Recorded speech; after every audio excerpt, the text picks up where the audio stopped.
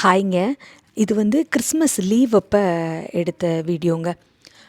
Actually அந்த leave அன்னைக்கு ஒரு சாட்டர்டே, ஃப்ரைடே வந்து டிவி ஒர்க் ஆகாமல் போயிடுச்சு சடனாக. தேங்க்ஸ் கிவிங்கில் ஒர்க் ஆகலை அப்படின்னா பரவாயில்ல, கொஞ்சம் நல்ல டீல் கிடச்சிருக்கும். பட் நம்மளை கேட்டு எதுவும் வர்றதில்லை இல்லையா? ஸோ ஒர்க் ஆகாததுனால அன்றைக்கி நைட்டே ஆன்லைனில் நிறைய டிவியெல்லாம் பார்த்தோம். ஆனாலும் சரி, ஒரு டைம் காஸ்கோலையும் போய் பார்த்துட்டு வந்துடலாம், அங்கே நல்ல டீல் இருந்துச்சு அப்படின்னா அங்கேயே வாங்கிடலாம் அப்படின்ட்டு தான் லஞ்செல்லாம் முடிச்சுட்டு ஸ்ருதியை மட்டும் கூட்டிகிட்டு கிளம்பியாச்சு. 2 பேரையும் தான் கூப்பிட்டோம். பட் வந்து அவள் வரல அப்படின்ட்டா ஷிபானி. சரி, ஸ்ருதியை ரொம்ப கெஞ்சி தான் கூட்டிகிட்டு போனேன், ஏன்னா அக்கா வந்தால் தான் வருவேன் அப்படின்னா.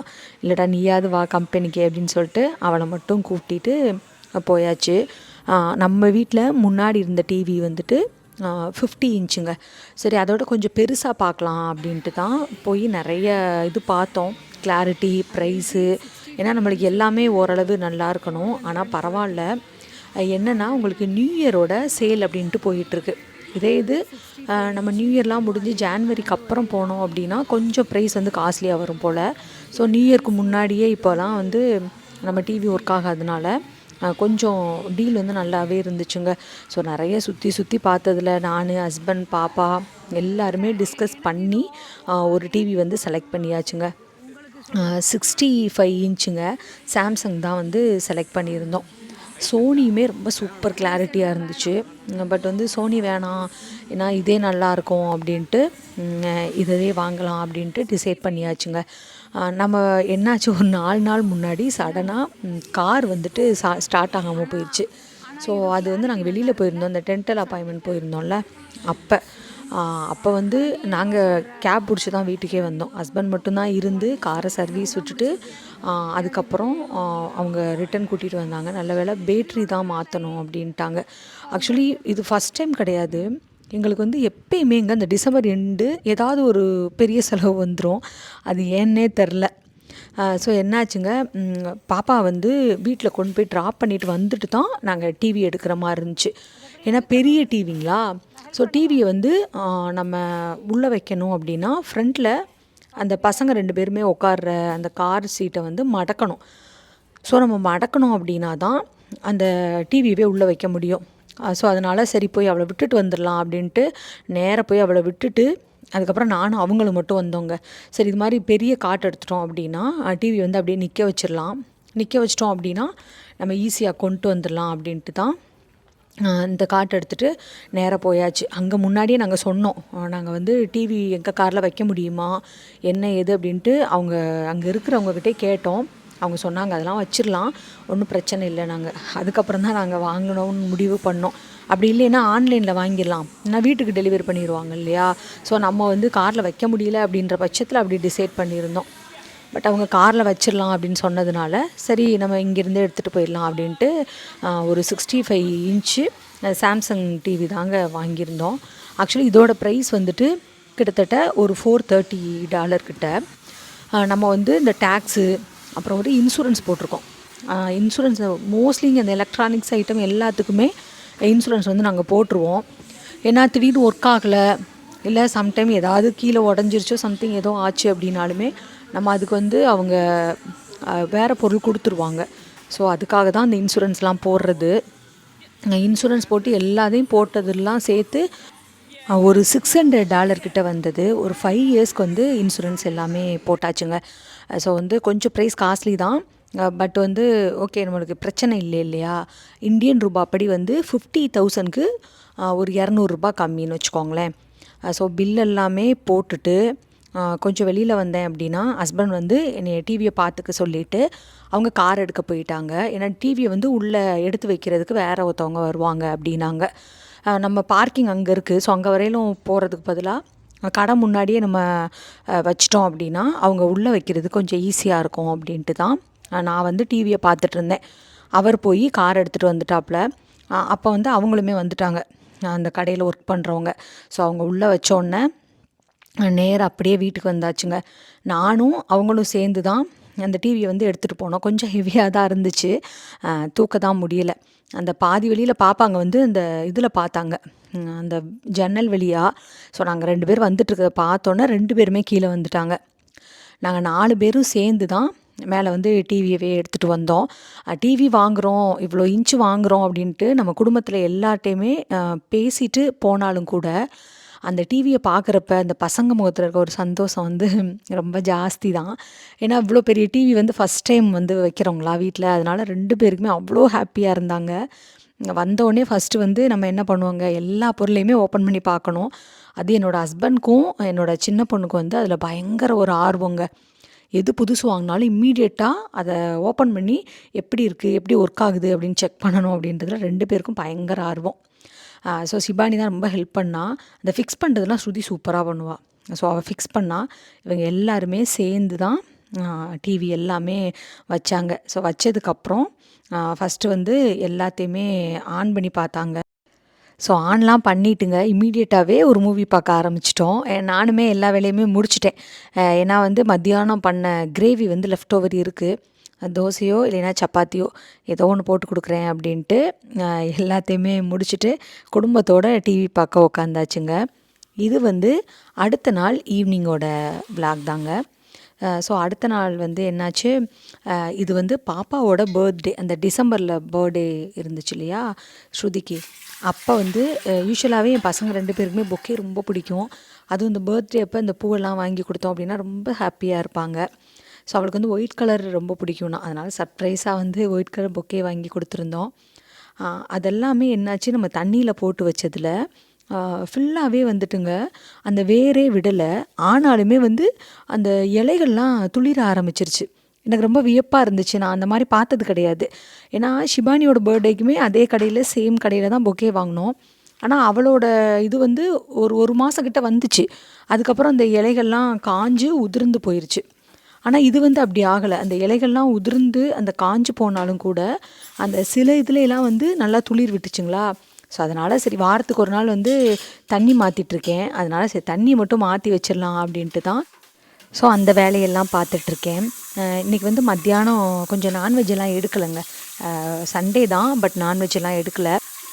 அதனால் எனக்கும் அவங்களுக்கும் மட்டும் சிக்கன் மலாய் பொட்டி வந்து பண்ண போகிறேன். இதை வந்து சப்பாத்திலையும் ரோல் பண்ணி சாப்பிட்லாம், அப்படியேவும் சாப்பிட்லாங்க, ரொம்ப நல்லாயிருக்கும். நான் வந்து இன்றைக்கி அவனில் பண்ண போகிறேன். இது அவனில் பண்ணணும் அப்படின்ட்டு அவசியமே கிடையாது, நம்ம கடாயிலையுமே பண்ணிக்கலாம். பட் அவன் இருக்கிறதுனால சரி அதில் யூஸ் பண்ணிக்கலாமே அப்படின்ட்டு தான் நான் வந்து இது எடுத்து வச்சுட்டு அப்படியே அந்த வேலையெல்லாம் ஸ்டார்ட் பண்ண போகிறோம். சிக்கன் வந்து நேற்று தாங்க வாங்கிட்டு வந்தோம். எப்படின்னா நாளைக்கு மீட் பண்ண போகிறோம் அப்படின்னா இன்றைக்கி முன்னாடி நாள் வாங்கிட்டு வந்து வச்சுருவோம். அப்படி இல்லைன்னா அதுக்கு முன்னாடி நாள் ஒரு 2 days முன்னாடி நாள்கிட்ட வாங்கிட்டு வந்து வச்சுருவோம் அப்படின்னு வச்சுக்கோங்களேன். இப்போ டைம் இருக்கிறத பொறுத்துங்க, எவ்வளோ ஒர்க் இருக்கோ அதுக்கு தகுந்த மாதிரி பிளான் பண்ணிப்போம். நான் வந்து 1/2 கிலோ போன்லெஸ் சிக்கன் எடுத்திருக்கேன். ஆக்சுவலி என்ன ஆச்சுங்க, நல்லா கட் பண்ணி கொடுத்தாங்க அப்படின்னு தான் நினச்சேன். பட் வந்து அவங்க மிஷினில் தானே கட் பண்ணுறாங்க. ஸோ அது ஒவ்வொரு பீஸாக கட் பண்ணல, அந்த எட்ஜஸை மட்டும் கட் பண்ணாமல் விட்டுருச்சு. அதை வந்து நான் இப்படி எடுத்து வைக்கும் போதும் பார்க்கல, அதை வாஷ் பண்ணும்போதும் பார்க்கலங்க. அதை ஃபுல்லாகவே வந்து இந்த அவனில் வைப்போம்ல அந்த ஸ்டேஜுக்கு முன்னாடி தான் நானே பார்த்தேன். ஸோ அதுக்கப்புறம் நம்மளுமே கட் பண்ண முடியாது. அதனால தான் சரி அப்படியே இருக்கட்டும் அப்படின்ட்டு விட்டாச்சு. யூஸ்வலாகவே எந்த ஒரு மீட் வாங்கினாலுமே நல்லா மஞ்சத்தூள் நிறைய போட்டு நம்ம வாஷ் பண்ணிட்டோம் அப்படின்னா அதுக்குள்ளே இருக்கிற அந்த கவுச்சி ஸ்மெல் அப்படின்னு சொல்லுவாங்க இல்லையா, அது வந்து இருக்காதுங்க.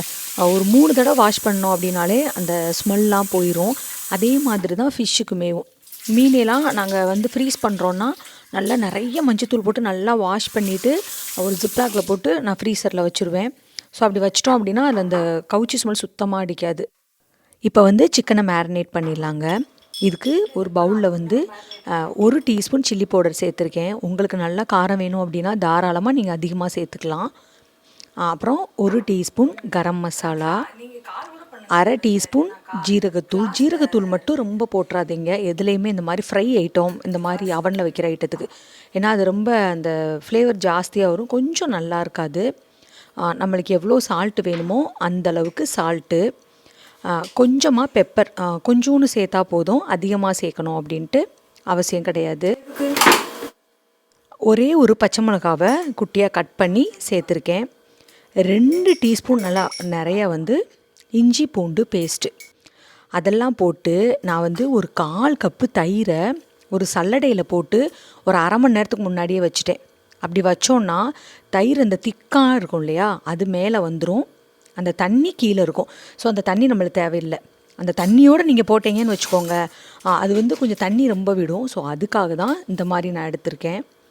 இப்போ ஒரு 1/4 கப்பு ஃப்ரெஷ் க்ரீமு, இதே அளவு தான் நான் தயிருமே போட்டேன். ஸோ அதை ஃபுல்லாக உள்ளே ஊற்றிடுங்க. இந்த ஃப்ரெஷ் க்ரீம் தாங்க ரொம்ப டேஸ்ட்டு. அதை போட்டுட்டு நல்லா மிக்ஸ் பண்ணிடுங்க.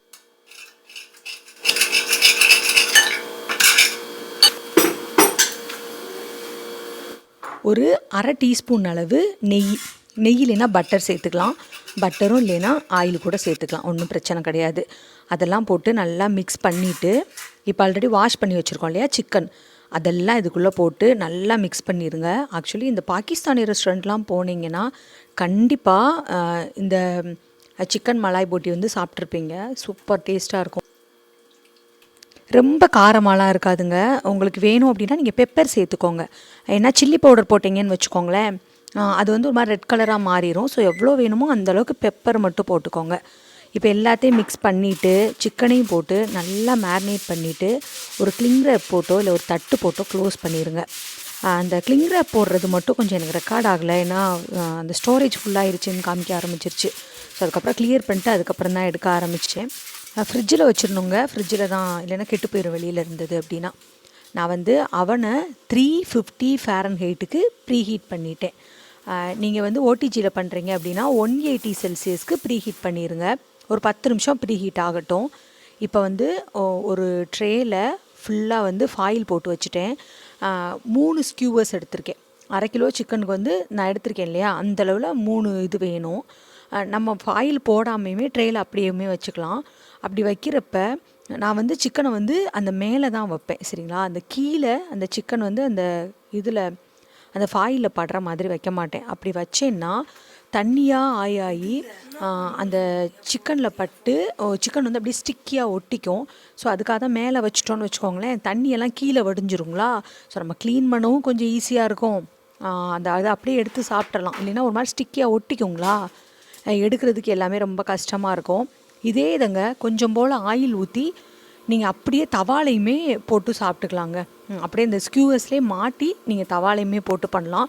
அதுவுமே டேஸ்ட் இதோட அது ரொம்ப நல்லாயிருக்கும். ஏன்னா ஆயில் கொஞ்சம் அதிகமாக ஊற்றணும் இல்லையா, அப்படி ஊற்றுறப்ப அது ரொம்ப டேஸ்ட் நல்லாயிருக்கும். ப்ரீ ஹீட் ஆயிடுச்சுங்க, ஒரு சவுண்டு வர ஆரம்பிச்சிருச்சு. ஸோ நம்ம இதை முடிச்சுட்டு அப்படியே அவனுக்குள்ளே வைக்க வேண்டியது தான். இப்போ சில அவனில் ப்ரீ ஹீட் அப்படின்ற ஆப்ஷனே இருக்காது. அப்போ நீங்கள் என்ன பண்ணணுன்னா, அவனை ஆன் பண்ணிவிட்டு 10 நிமிஷம் வெயிட் பண்ணுங்கள். 10 நிமிஷம் ஆனதுக்கப்புறம் நீங்கள் எதை பேக் பண்ணணுமோ அதை எடுத்து அவனுக்குள்ளே வச்சிடலாம். ஸோ இப்போ வந்து நம்ம அவனுக்குள்ளே வச்சாச்சு.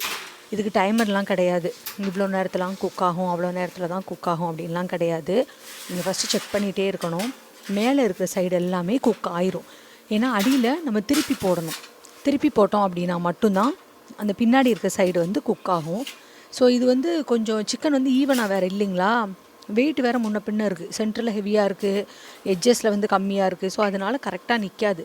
அதனால் எல்லாத்தையுமே ஒவ்வொரு இது மேலே சாய்ச்சி வச்சு நீங்கள் சிக்கன் நிற்க வச்சிட்டிங்கன்னு வச்சுக்கோங்க, அது கொஞ்சம் நின்றுக்கும்.